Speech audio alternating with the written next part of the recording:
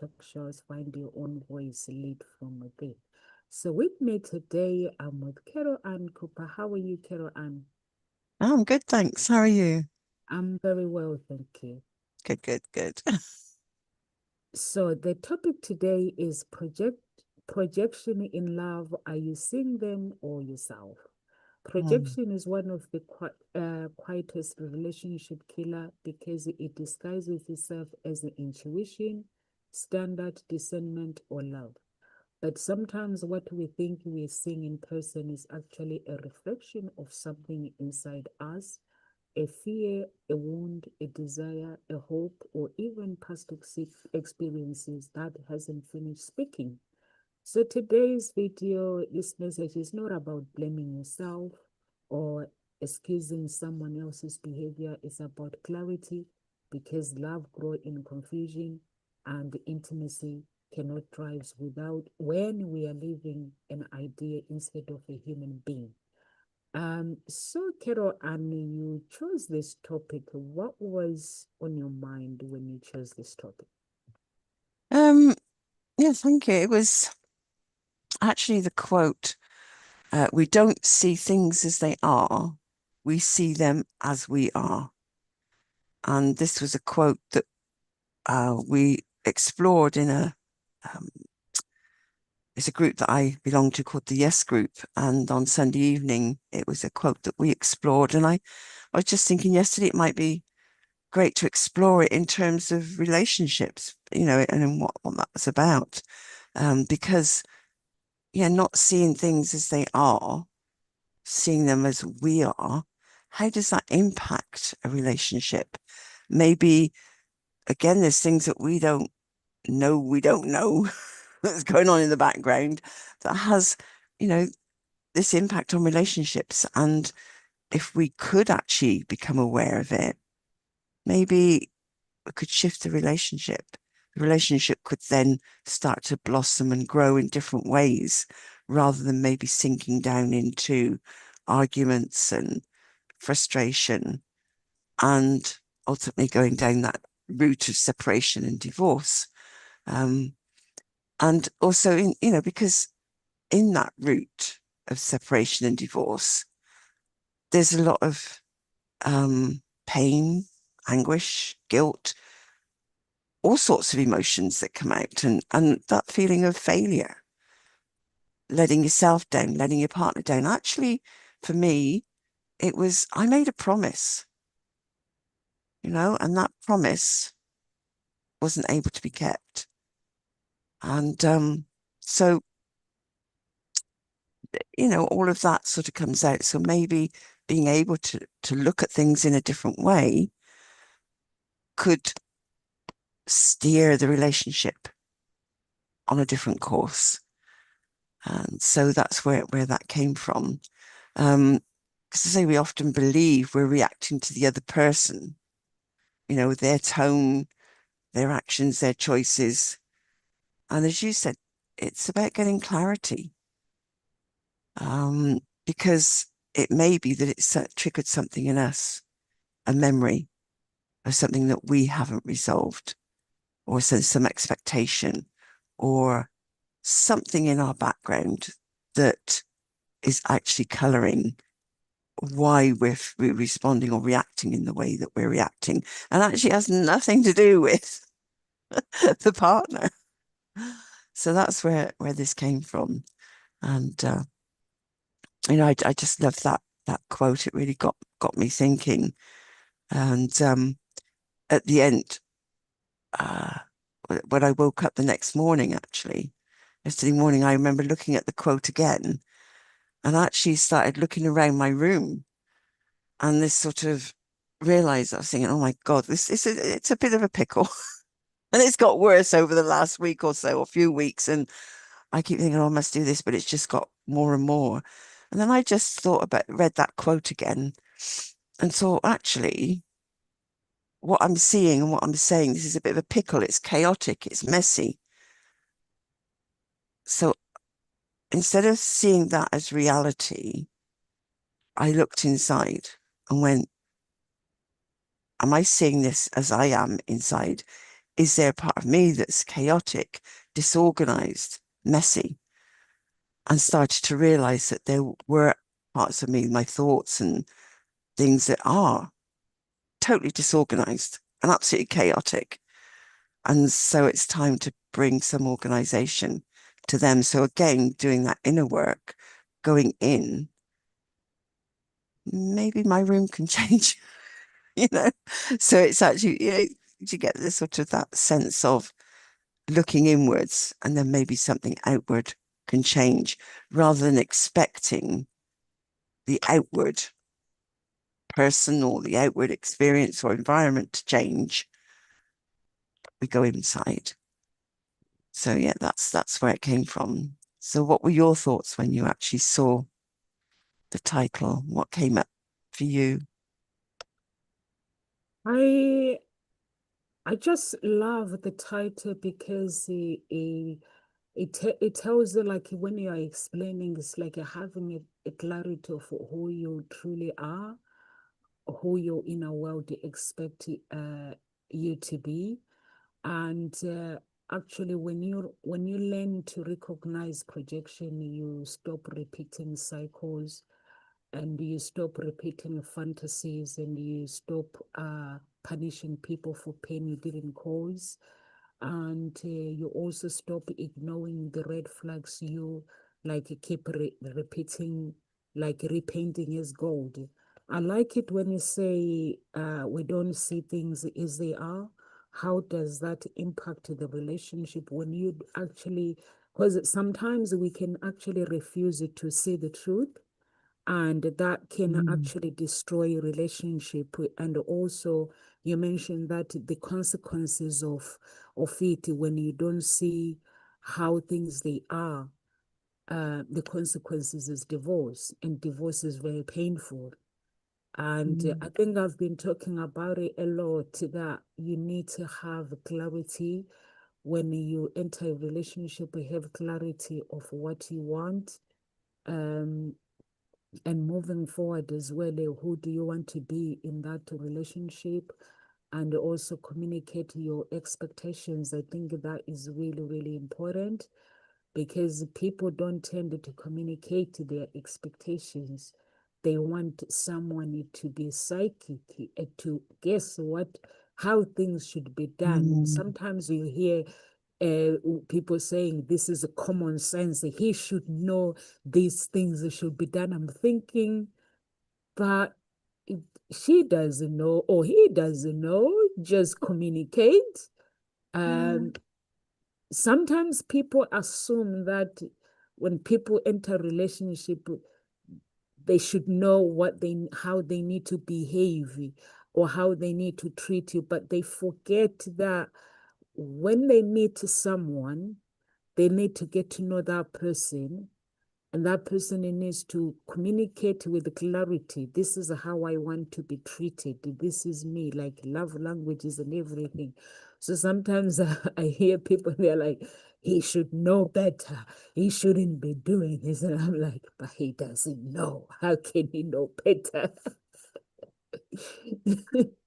Absolutely. And actually, there in itself is a projection of an inner child who has probably been told you should know better.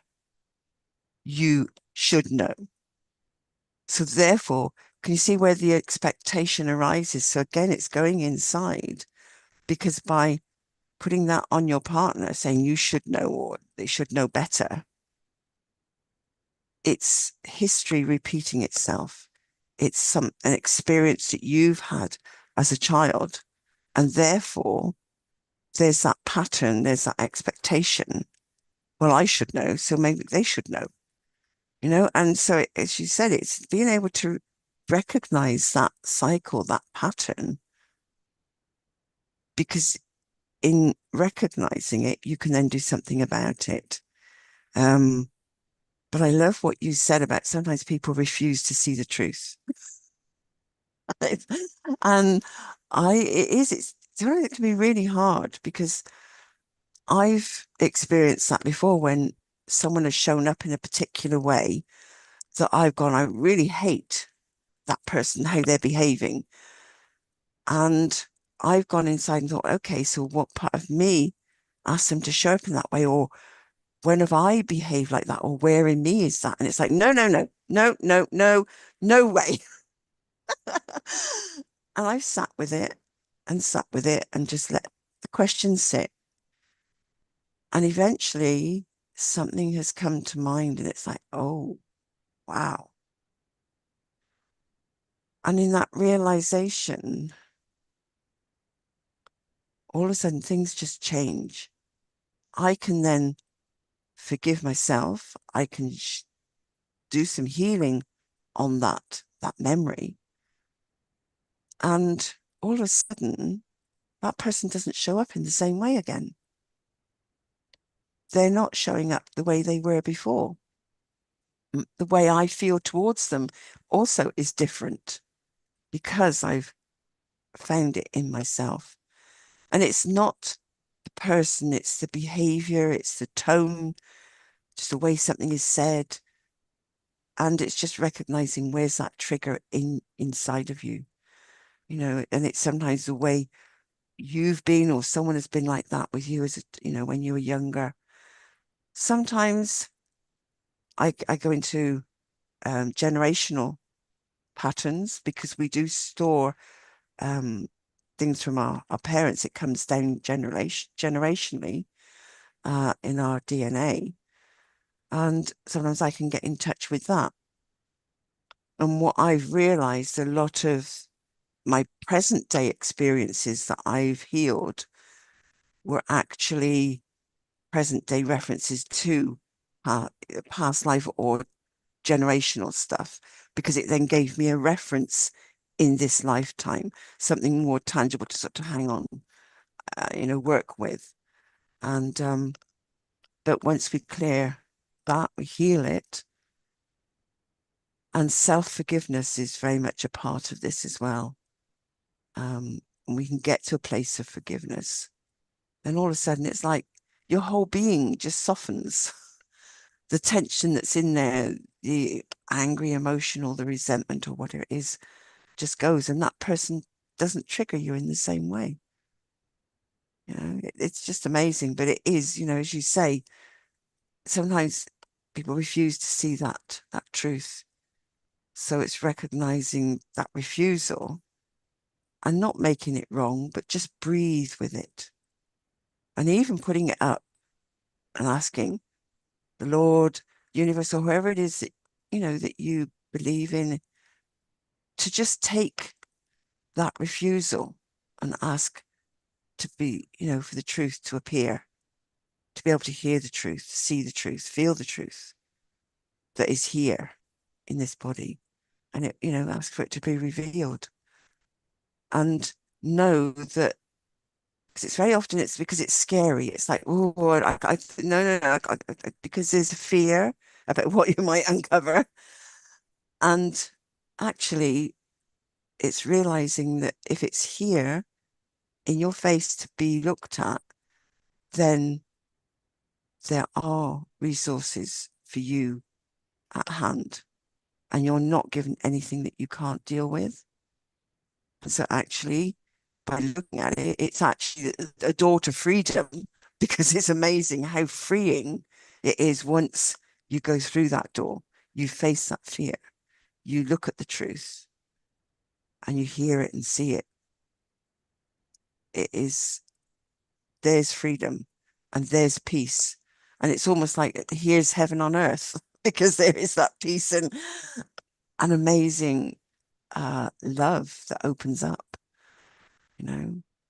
So yeah, communication. I like what you were saying there. Communication expectations. Sometimes we don't actually know. So this is where getting present to what we're expecting of our partner that we haven't communicated beforehand. Something shows up and it's like, well, you should know, or there was an expectation. It's like, whoops, there it is. I didn't realize it. Okay. Take ownership of it. Yeah. Rather than rolling with it and going into all the anger and that, just go, okay, gotcha. Yeah. Yeah. Yeah, Uh, I get told off by so many people like myself because I like giving handovers. I like people to know what is going on. Even with my family, I like to let them know in relationship. I like that person to know what exactly is going on, details to details. And mm. sometimes I get told that I'm a pain because Ah, I don't like people guessing. I don't like someone to guess what's going on. mhm, But I like to put everything in details. This is what is going on, and this is what I'm doing, and these are my expectations. mhm, Sometimes my expectations is me completing the work and making sure the work is done, or that person, if they are busy, mhm, I make sure that it is done. But as a team, as long we all check whether the job is done or is not done. If it's not done, you pass it to me, I do it. So yeah, so those are the things that, and I like to know what the other person is doing and things like that. And if you can't do something, I like to know when are you available to do it. I don't like it to hold things in my heart, Kero Ani. I like to communicate them out there. So yeah. I like it when you say you should know better. It's a history repeating itself from your childhood, inner childhood. Mhm, So that is really, really important. And for me, my attitude, like you say, your childhood, my attitude it comes from my dad. My dad used to wake me up from the age of 9. He wake me up at 4 a.m. So mhm, we'll have this 1 hour chat. What is going on in my life? What are the changes that I need to be done? And what am I willing to do to make things changes? And mhm. sometimes I look back, I'm like, what was this man thinking? Honestly, I'll go for music with my granddad 8 p.m. and then I go to bed at 1. I'm little. And then 4 a.m. my dad now is waking me up. We have a Mhm, chat. But yeah. that is to not to assume and also for him to check if he's doing what he's meant to be doing as a father Mhm, and things like that. So since that, for me, because I value what he did, even with my mom, like sometimes my mom she's a fashion designer. So when she in the office, I will just go if I'm not doing anything, I will just go to the office. So she'll be updating me with things. So I grew up knowing the updates, what is going on. So I just like updating people's things and things like that. But people don't say it that way because they don't like to communicate. mhm, People like to assume. And I like when you said that they are not showing up the way they were showing up when you meet someone, and then they change. Because people have this thing where when they meet someone, they meet you and they put this persona. This is what Carol Annie is expecting. They assume that this is the character that you are expecting, and mhm, then later on you realize that actually this is not the person that I met. I think like you said, they're not showing up as they were showing up before. And you mentioned generational patterns. I've never heard you talk about generational patterns a lot, Carol Ann. I think you need to you need to talk about it okay. a lot because that DNA is very, very, very important. I talk about it a lot when I'm on my own doing my life, that people don't understand that Mhm, whatever your ancestors go through is in yeah. your DNA. Mhm, And that DNA can trigger it. You need to cancel it. It's like even divorce.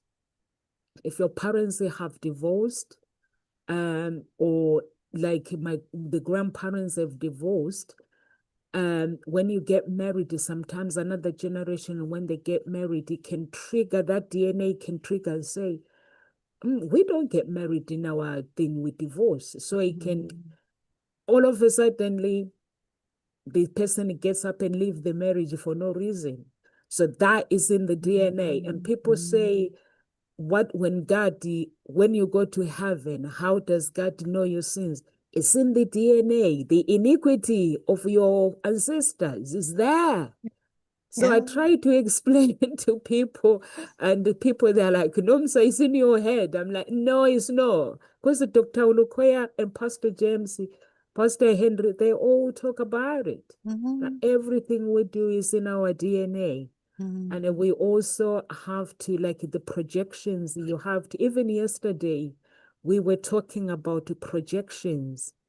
And one of the girls was telling me that she's feeling discouraged and things like that. So I explained to her that sometimes there are feelings that are real, but sometimes the feelings are not real. So you have to be able to, you got to go to a place where when you are cleansing or when you are meditating, to be able to recognize your feelings and the things that are not your feelings. Because I love God, but she loves God. She's so bonkers. She's crazy. So sometimes the times where when the feelings comes and I'm like, these are not my feelings. Where are these feelings comes from? And then I realized that because I've been talking to her, her energy is left with me. So I need to send it back. So I need to say, yes, so and so, go back and connect it to her. And then it leaves. But people don't know that. So I think that is really, really important, Carol. And if you know about the generational patterns, please be a different coach and talk about it a lot. Yeah, Oh, interesting. Yes, yeah. yeah, talk about it a lot because people don't understand how No. it can it can destroy a human being. It can. Yeah. I've done a lot over the years. It's come up, and but I think it's also,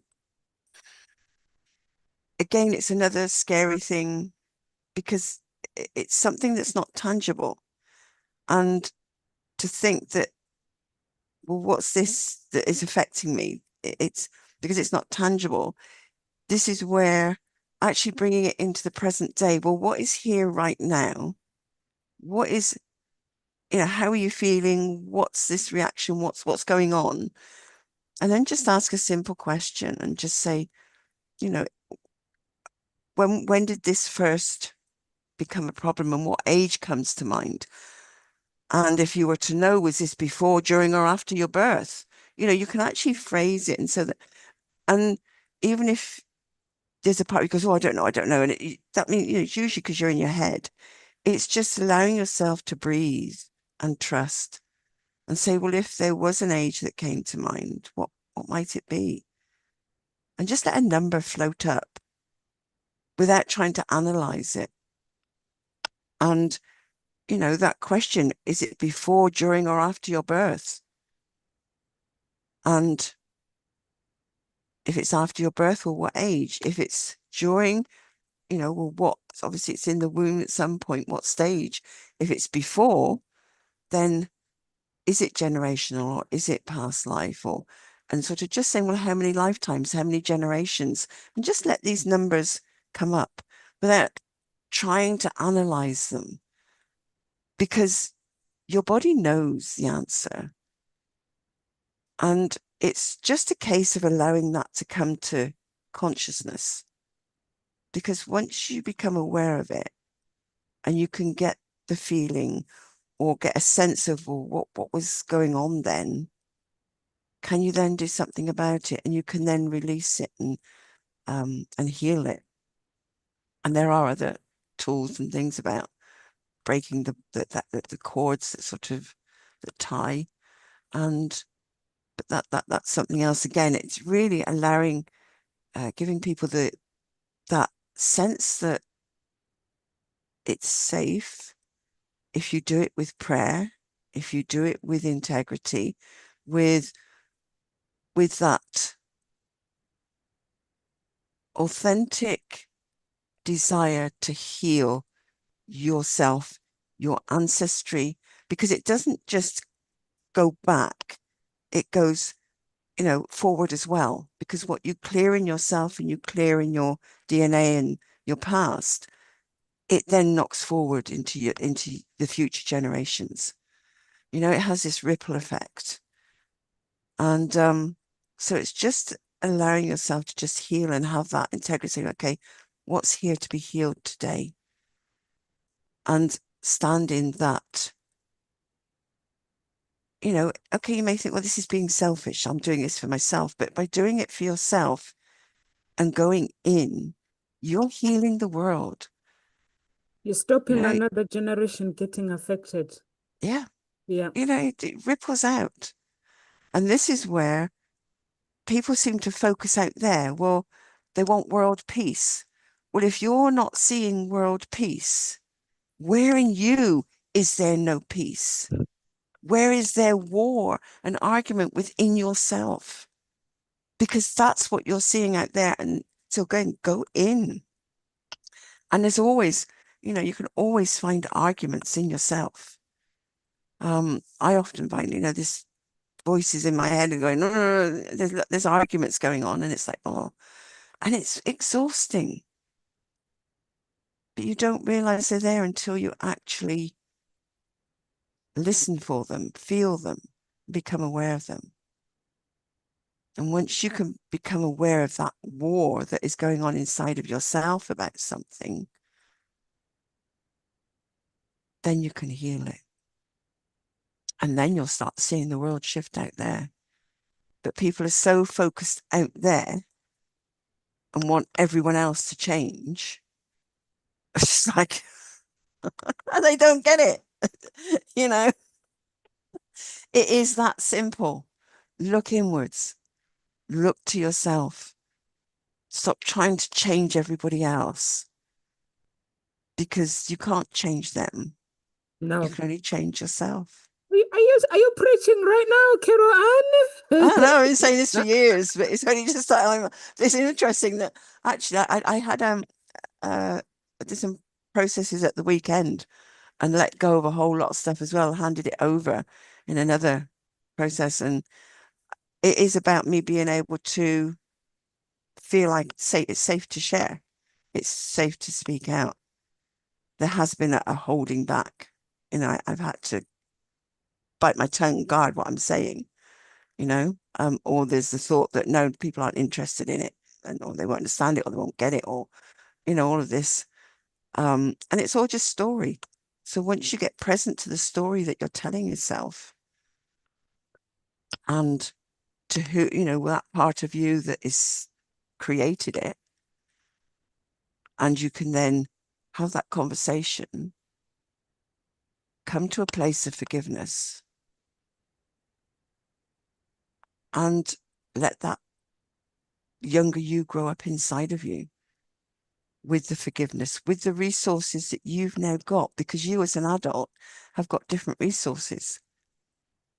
But it's really great to, when there's conflict going on with a relationship, something you can do is just pause for a minute and just say, what part of this feels familiar from my past? Who is running the show here right now? Because it isn't the present day you. I can tell you that much. It's a younger you. It is something from your past and could be ancestral as well. So pause, stop, and just ask that question. Who's here running the show right now? I like that. Yeah.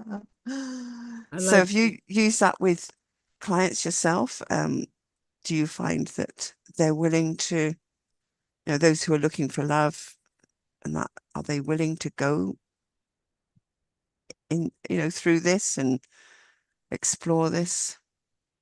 I think if you want to truly true love, that's the only way. If your life has been a cycle, because people say, oh, Nomsa, my life ends up in the same story and same story. Even with myself as well, I realized that actually my life was ending up in the same story until I actually made a decision that I need to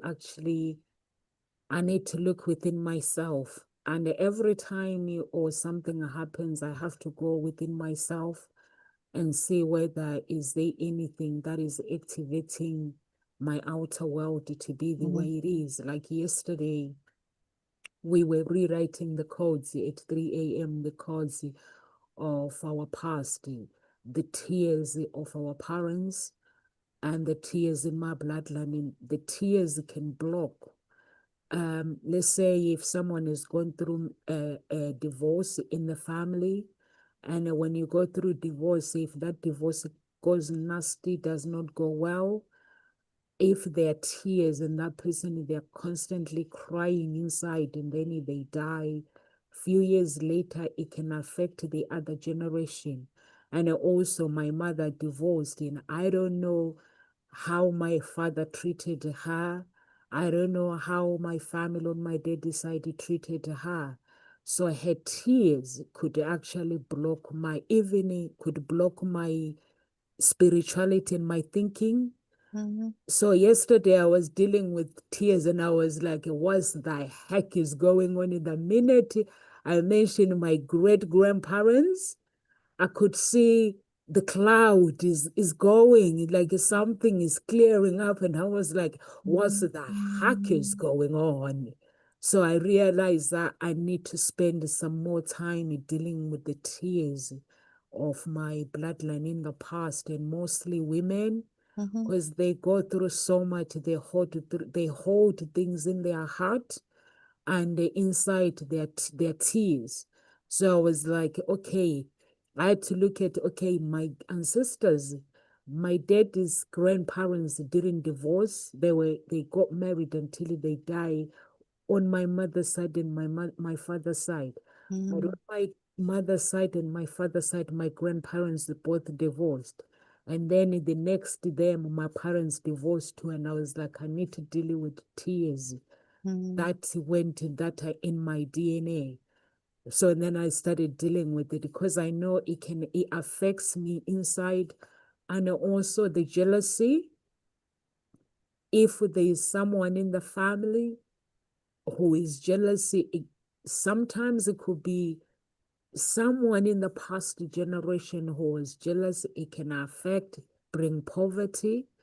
And what else is jealousy? And sometimes what else? If I remember, I will just put it on Facebook. There's loads of things that affect your DNA, which it is bloodline iniquity. And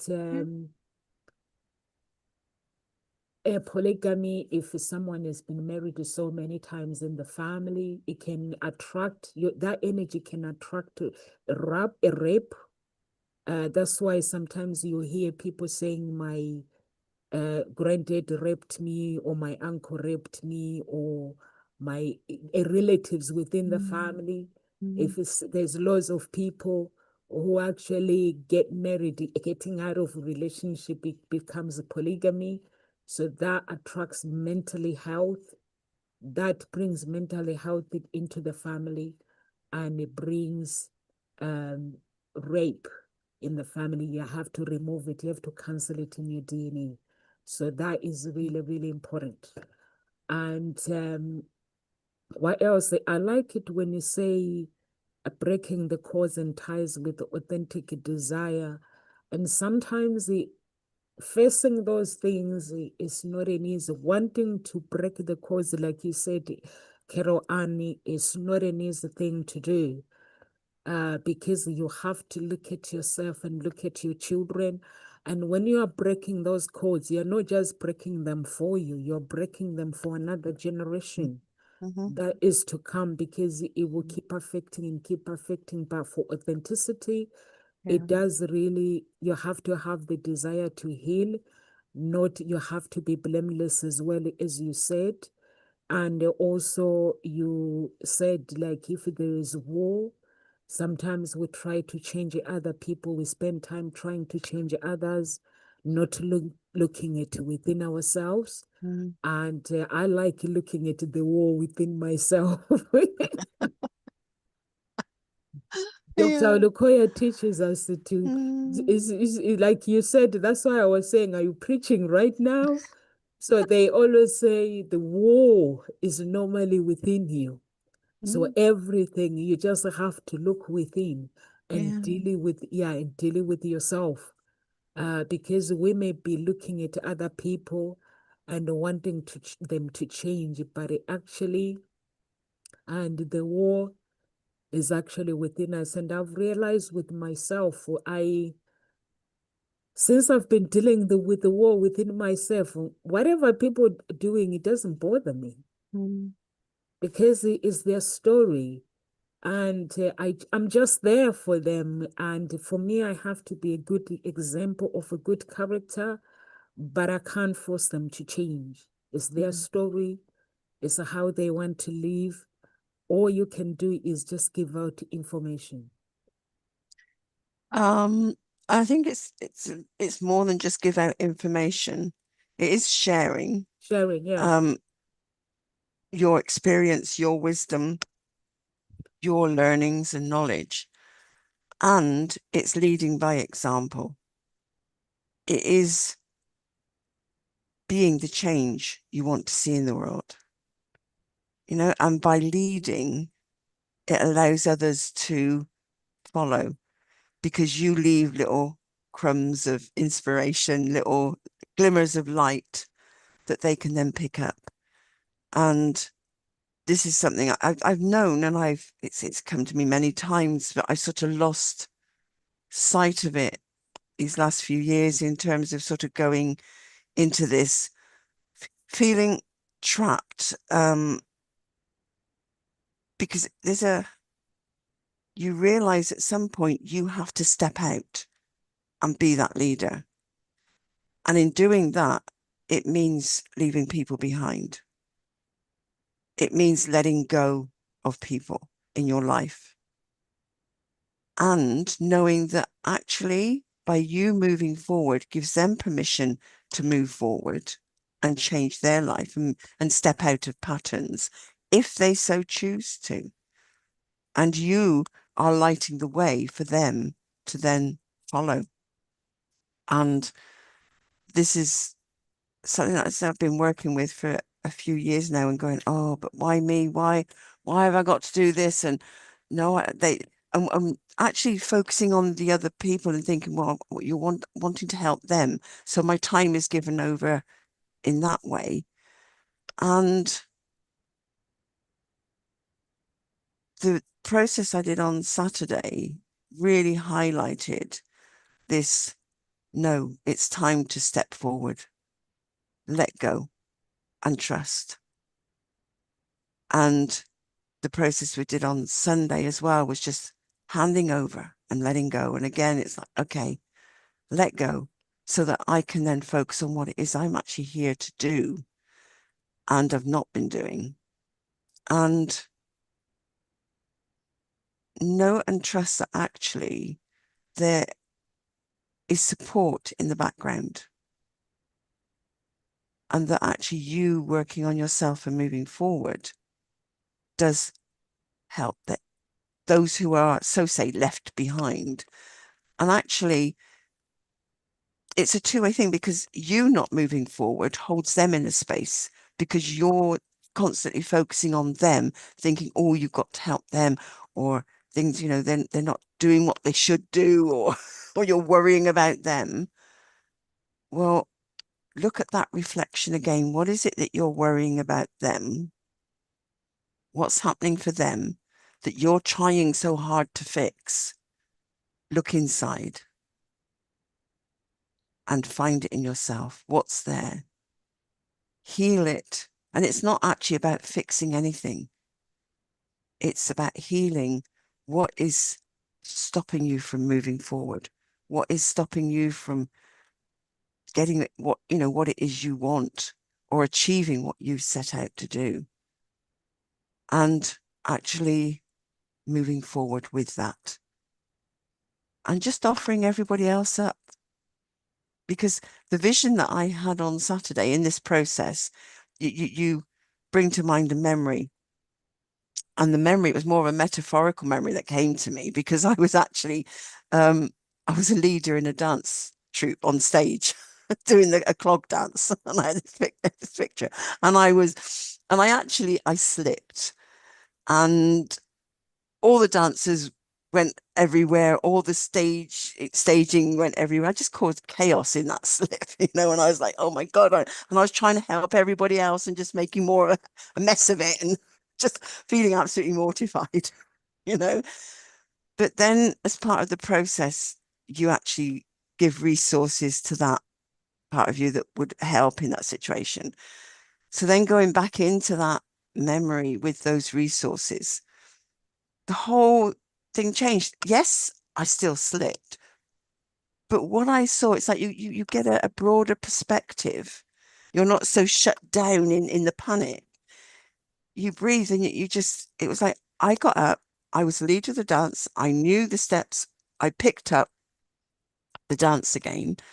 I could see the stage hands putting the stage back together. I realized there's support behind the scenes that we don't know about, who can do all that work for you. So the chaos that you may think that you've created, that you've got to fix, there's support behind the scenes to do that. Your job is just to get up and lead the dance again. Get up and do what you're meant to do. And in doing that, I got up, the stage hands got on with their job, the dancers were able to get up, and I did a bit of improvisation, but my body knew the dance.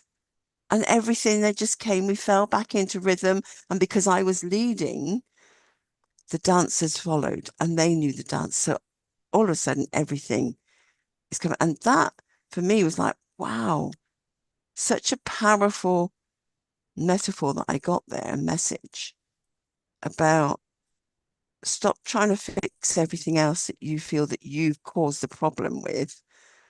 Just pick up and lead and do what you're here to do. And there is support in the background, whether it's physical, other people that can just do it for you, or spiritually, there's angels, there's God, that they're there. They can do the work, hand it over, and they will do the work. And you just say, right, guide me, let me do the leading, as I'm meant to. Please sort out the mess, that I've created or that has been created. It's maybe not that I created, don't own it. It's the mess that's been created out of this situation. Because what I also realized was I slipped because in that moment, I was not present.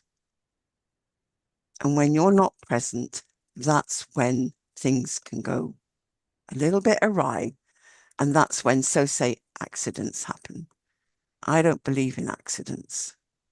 It's because you're not present to something. You're not present in the moment. You're not present to what's happening. And that can allow for something just to whoops a daisy and cause chaos, So yeah, huge sort of learning there. And again, it's just coming back to being in the moment. So if there is that reaction going on with a partner, just stop again. Yeah. Sort of ask the question, is this about them or about something older in me? It's just doing that. Or owning it, instead of saying you always make me feel rejected, own it and say this situation is touching an old fear in me. Can you hear the difference? There's an ownership of it. And the other thing, just get curious rather than having that certain, oh, it's your fault, you're doing this to me. It's, asking that sort of,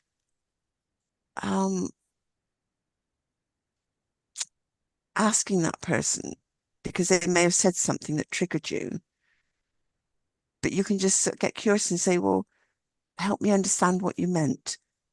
I might be filling in the blanks, I might be filling in things that actually you haven't said because of where I've gone with what you said. I'm filtering it through my own filter.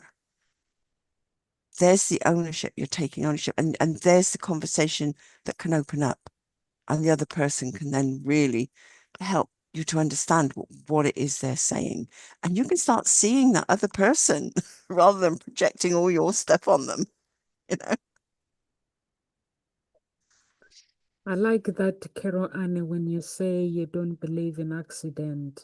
I think that is really, really important to be in the present moment.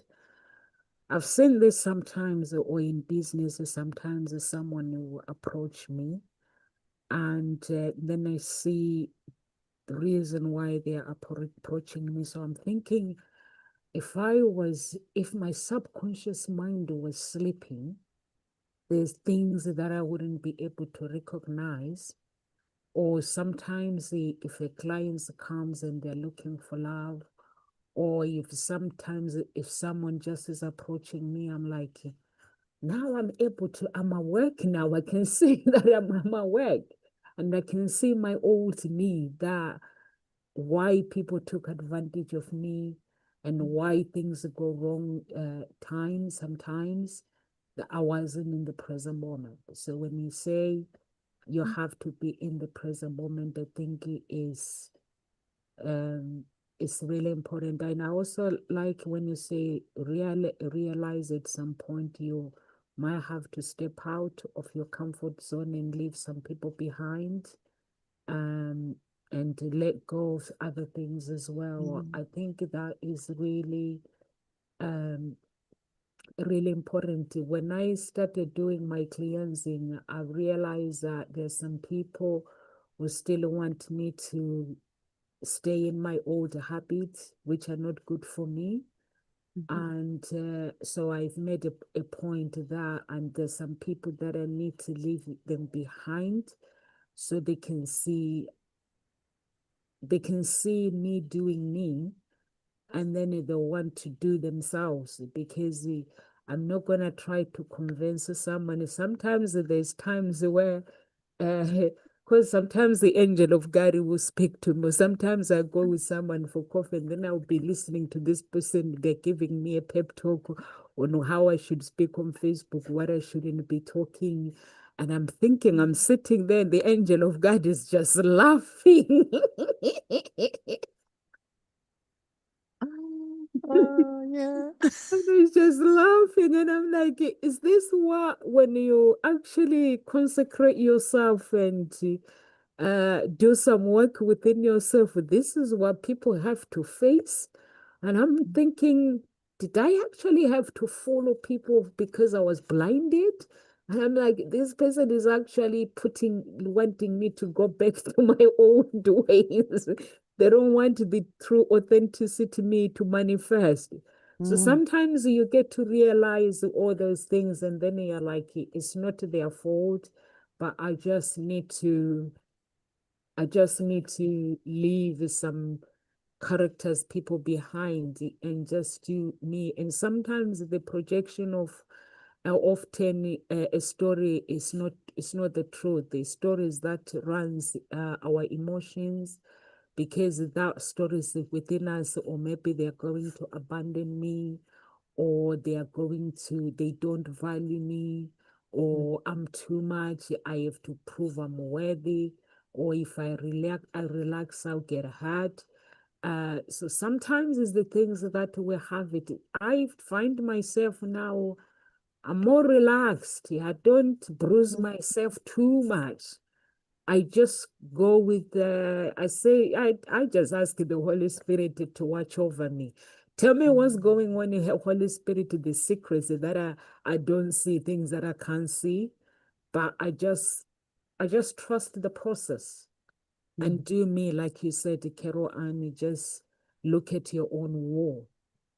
I just look at my own wall Mm. and just, yeah, Yeah. make sure I Yeah. communicate with people, make sure um I do what I have to do.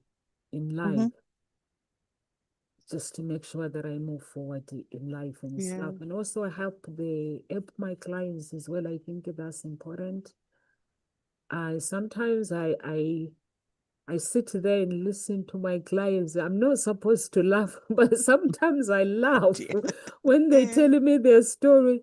And then I'm laughing, and then they're laughing. And like, what's going on? I'm like, because it's so funny. I can imagine. Yeah. Yeah, it's so funny. They Yeah. tell you, in a relationship, I'm expecting things to be like this and to be like this, and I'm sitting there and I'm Mm. thinking, is this That word why? expectation. Yeah. You hear it and all of a sudden it's like, yeah, okay, Yep, expectation. I'm expecting. Ooh, yeah. There's a expectations, big downfall. yep. Um, yeah. But I love what you were saying there about people want you back to your old ways. As you change, they want to hold you Pull you back back. and pull you back because that's how they know you to be. And it's like you're changing. They don't know you like that. So the whole dynamic is changing. And it's then recognizing it's their fear that they are then projecting on you.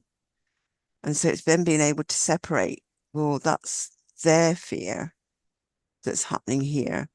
And being able to separate that because then you can then walk away or you can have a conversation with them, and get them to recognize, well, it's actually their fear. What are you frightened of? What, what is it that you think might happen because I'm moving forward or I'm going in this direction? You know, ask a few questions, get them to face their fear or think about it. And if they don't want to, then that's fine. But actually, you starting to ask the questions will get their unconscious mind thinking and stuff will start to shift, you know? Um, and so it is, say, being able to recognize what's theirs, what's yours. And the way to recognize what's yours is when you actually feel if there's resentment or there's maybe you feel rejected because of past abandonment, and maybe that's what they're feeling. There's something there you're not feeling it, it's them. There's a feeling of being rejected because there's something going on about abandonment for them. So they might feel you're abandoning them. Well, actually, that's not the truth. No, You're just going, you're happy to have them in your life as long as you are free to move forward and grow and not be held back because they have that fear. And so, but again, is that a way to sort of, they can't face that for themselves and they're still sort of around, they don't actually disappear into the background, then maybe it's something you could look at yourself and say, well, is there fear of rejection in me that is being mirrored here? And go in and see where maybe there is a feeling of rejection, some fear of abandonment that may have happened. And again, it could be an ancestral thing that happened. Clear that vibrational energy and then notice what happens to that other person, and what happens there.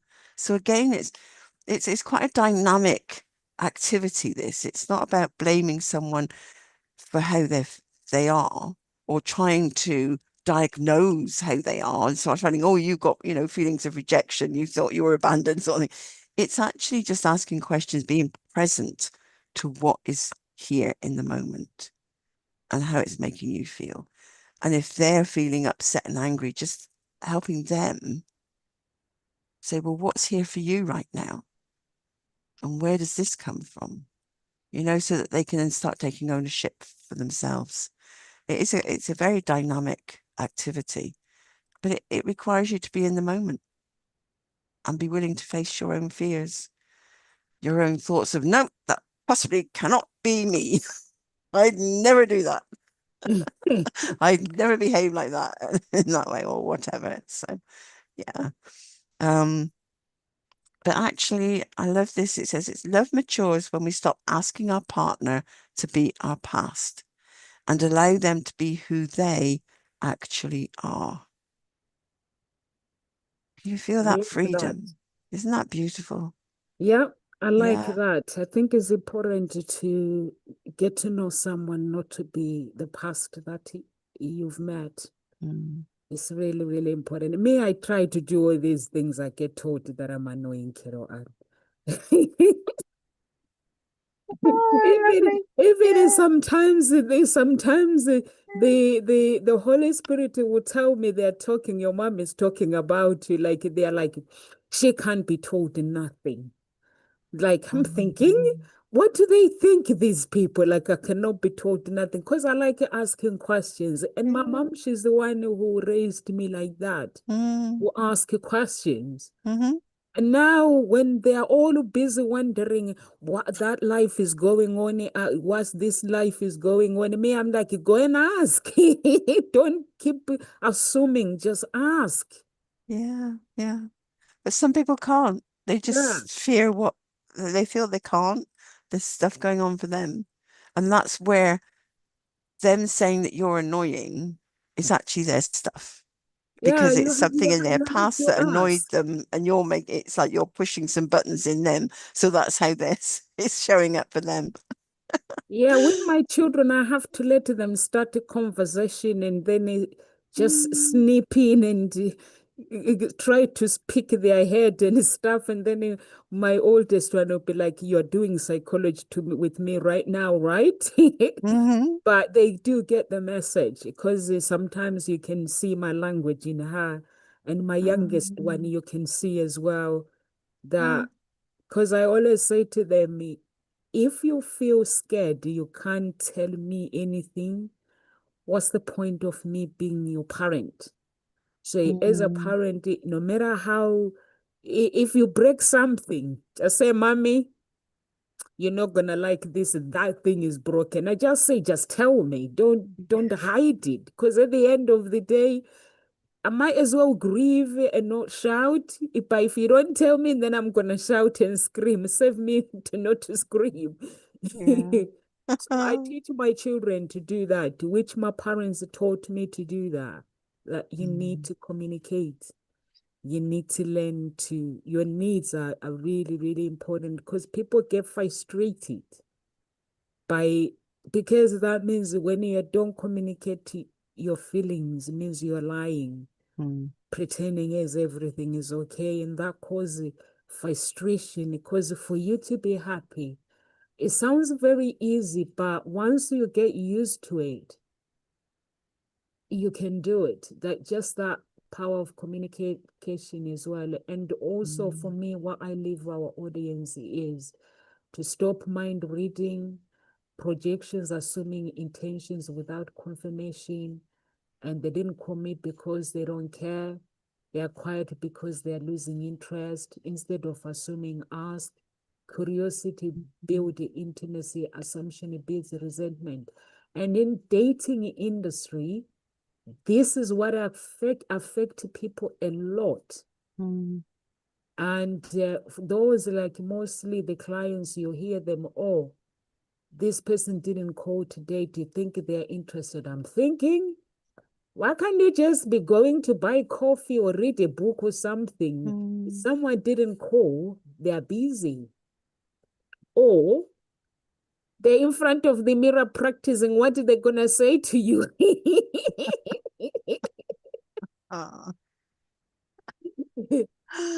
On Yeah. Facebook, I get messages, oh, no, so I'm supposed to have a date, but this guy has not called you, or this woman is not. I'm thinking, it's not easy to go on a date with someone. This guy is thinking what is going to work, Mm. he's thinking the conversation, and really at the moment, there's nothing to say to you. So he's just waiting to meet you and just talk to you in person.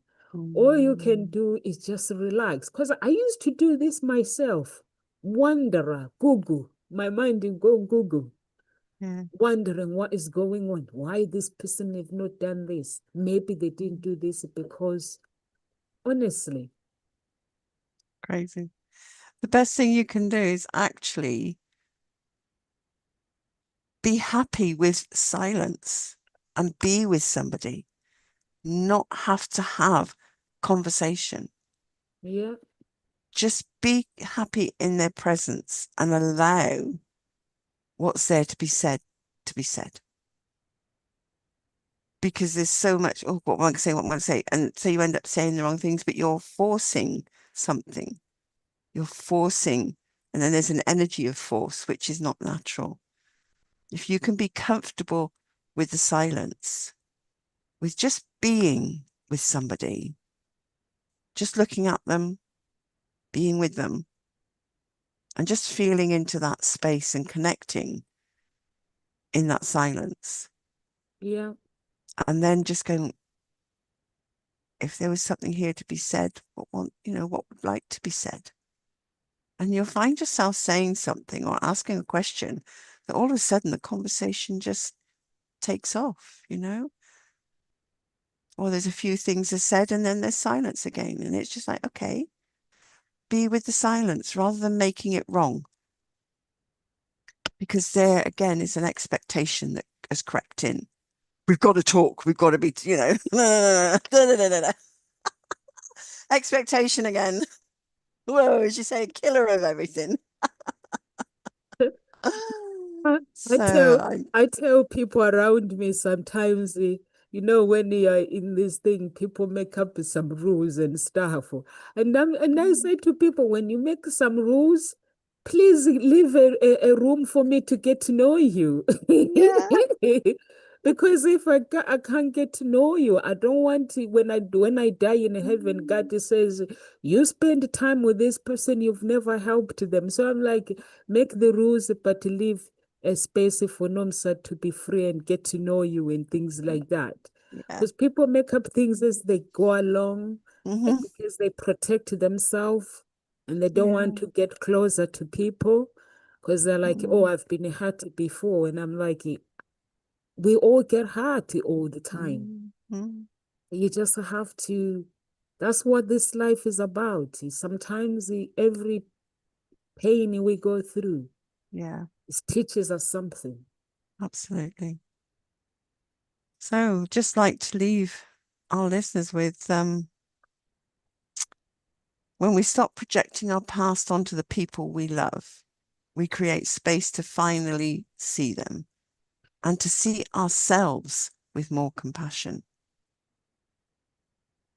And intimacy deepens when we stop projecting our past onto the people in our present. And there's just one more quote. The moment we feel most triggered in love is often the moment we're meeting our own unresolved story. That's powerful. Yes. And there's always unresolved stories within us. Mm, Always. always. Yeah. So, okay, that's For me for this me, week. I think I've done mine as well. To Yeah. add, to just allow the other person to be human and allow yourself to be human as well. Mhm. That makes life very easy and straightforward. Yeah. And if you're watching us, guys, if you're watching from YouTube, please do subscribe and share the live with your families and your friends and family. If you're watching us from YouTube, please, from Facebook, we have two groups, Unique Billionaire Mindset and Gossip Talk Shows. And Carol Ann, you're on Instagram, Carol Ann, are you? She's Yeah, on Instagram. Are you on Twitter? I am, but I don't use it. Yeah, Carol Ann, she's on LinkedIn, Instagram, and Facebook. Yeah. Very active. So if you need coaching, please do go to the website and sign up. If you want Carol Ann to coach you, she'll help you with the generational. Instead of putting up with me, you can contact her as well. She does generational. I just like people who know more about generational to come forward because there's not a lot of people that are teaching and coming forward apart from other speakers, a few of them, and preachers. So we need to hear more about these things. Mm. And please do get in touch with her, or you can follow her and contact her, message her on Messenger as well if you need coaching, or you can contact her direct through me. Carol Annie, you're good at responding, are you? I'm getting better. But yeah. I know when if I send a message, you always reply. You know, you and Yeah. Shireen, I think all of you are really good. Mm. Yeah, all of you are really good in responding very, very quickly. So please do get Mm. in touch. May God bless you. Tomorrow, I think I'm with Grant, Claudia, and Amanda. So I will see you guys tomorrow. Live with Mm. grace.